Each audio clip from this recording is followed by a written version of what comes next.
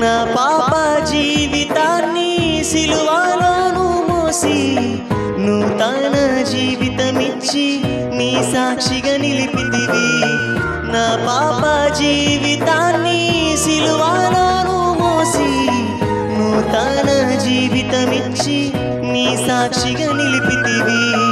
అనుక్షణం నీలోనే హర్షిస్తా, విలువైన ప్రేమను నే చాటిస్తా.